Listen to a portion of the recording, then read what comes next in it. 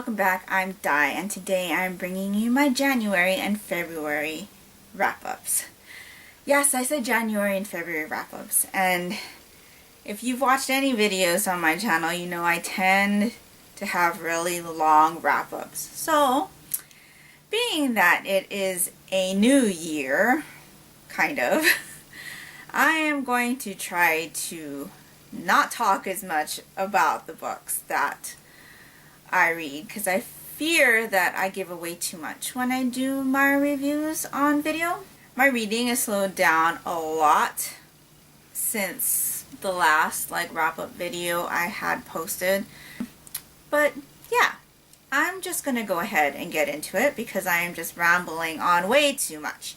So the first book, before I start, I should probably mention that I will be referring to my iPod to let me know which books I've read, because a lot of them I've borrowed from the library and no longer have in my possession. But I will put a picture up here for you so that you know what it looks like.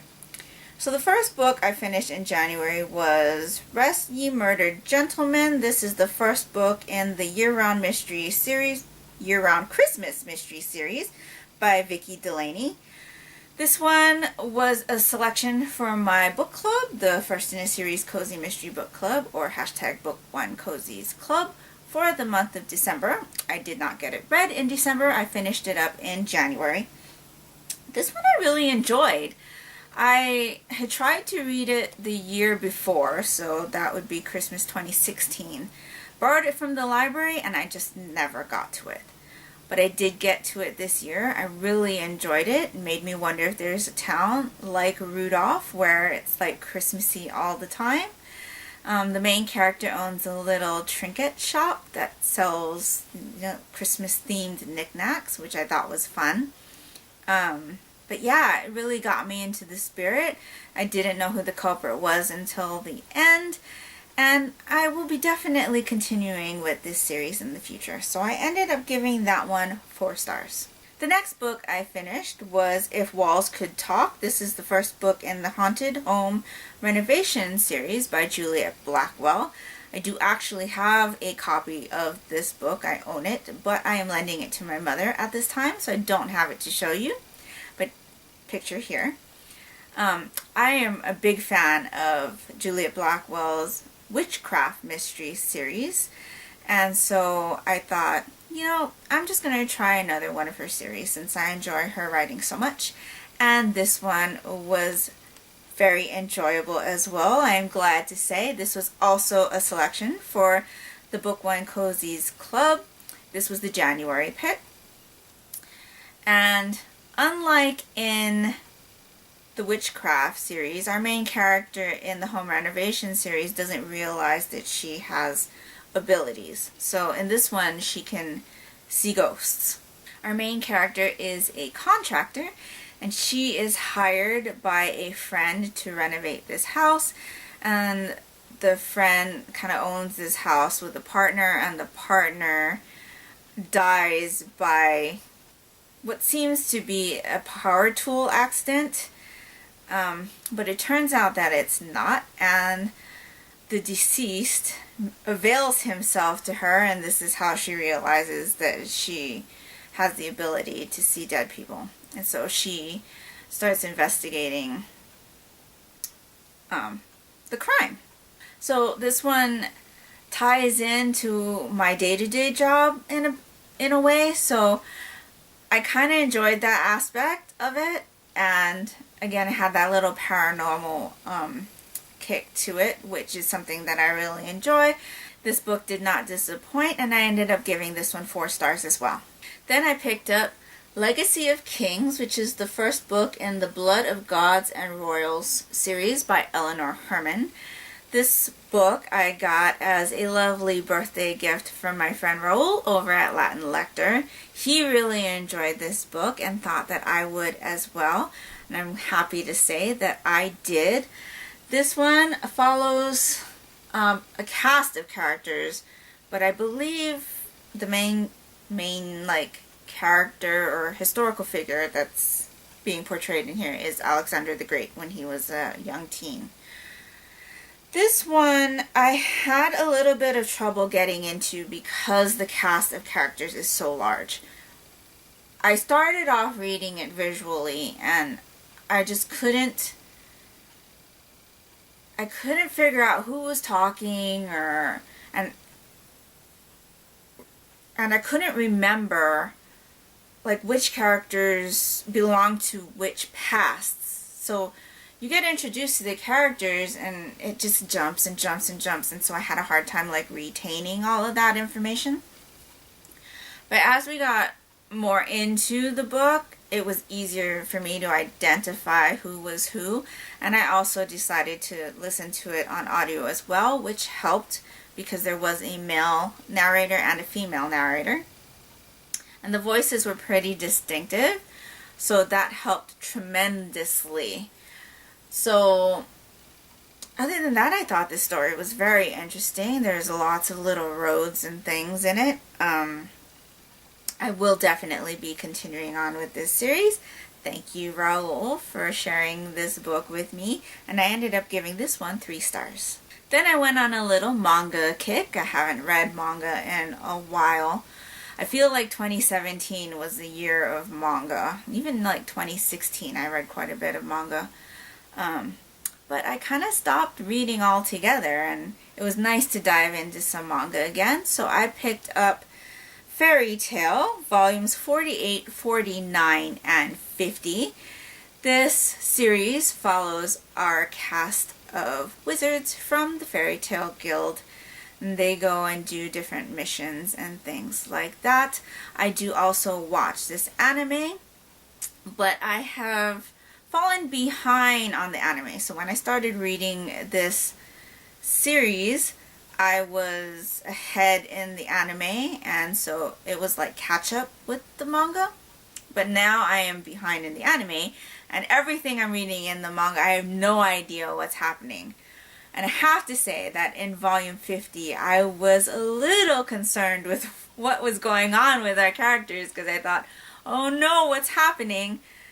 Thankfully, at the end of volume 50, it kind of explained itself, and now I can go into 51 and figure out exactly what's going on, which I did pick up from my library, 51, 52, and 53, so I will be getting to those shortly.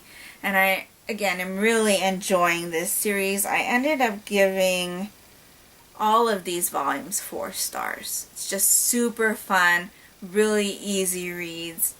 The cast is great.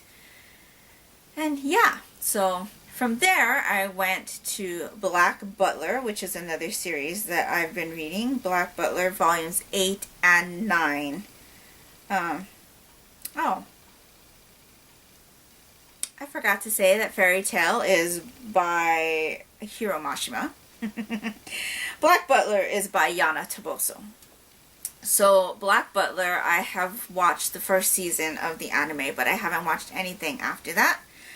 Volume 8 and 9 continue in what I believe is the Book of Circus series in the anime, which I have not watched.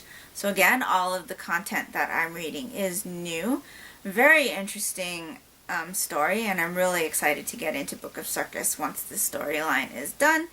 And I ended up giving both of these volumes 4 stars as well. 4 stars seemed to be my, seems to be like my rating for the last couple months. Been really happy with the books that I've been reading lately. So then I finished The Brightest Embers, which is the 3rd book in the Broken Destiny series by Janine Frost. This one follows angels and demons. It is a new adult series. I really enjoyed the first book in this series, which was Beautiful Ashes. The second book in the series, The Sweetest Burn, had like second book syndrome for me. But this is the last book in the series, I think. I do not believe there's another one coming out.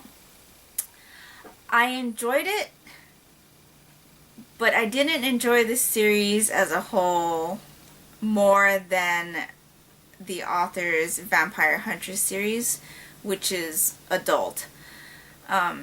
There was just something about this series that I kind of felt was lacking.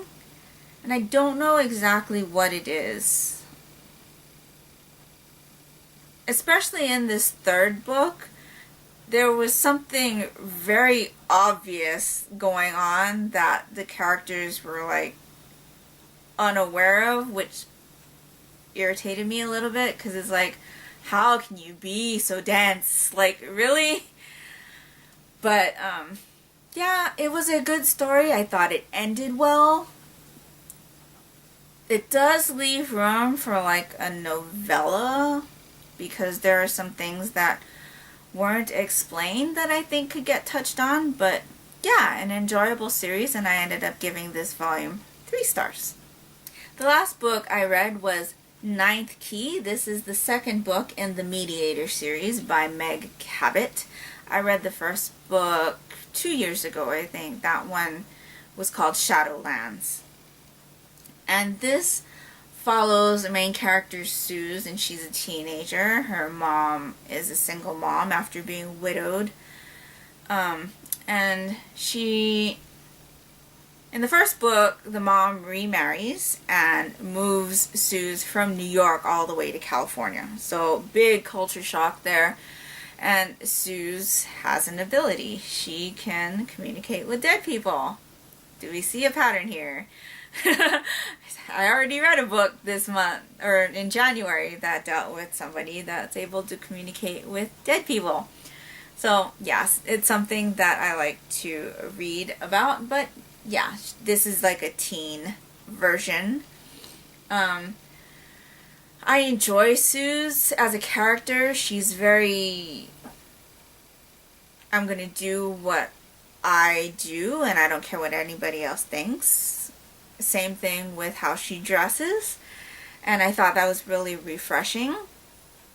This story takes place about 1 week after the incidents in the first book, and even though it's been so long since I've read the first book, it was very easy for me to get back into this storyline and the cast of characters.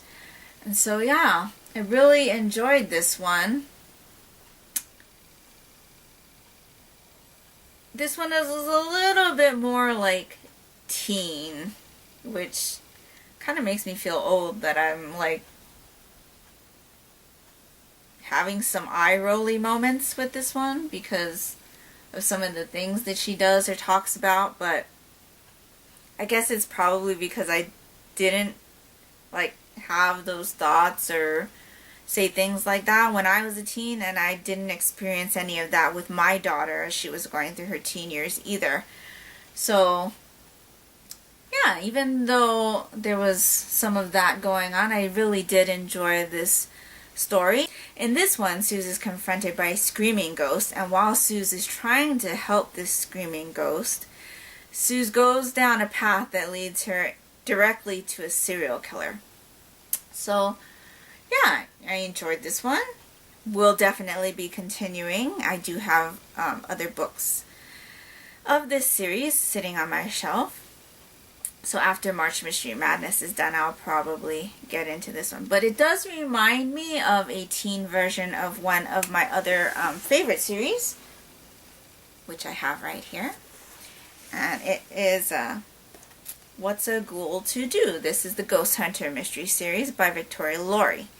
And so if you like books like that, I definitely recommend this series and this one as well. So I hope that wasn't too long. That's all of the books that I read in January and February. Let me know if you've read any of these books and what you thought of them, or if you're interested in any of the books that I talked about today. I hope you're all doing great, and until next time, take care and smile always. Bye.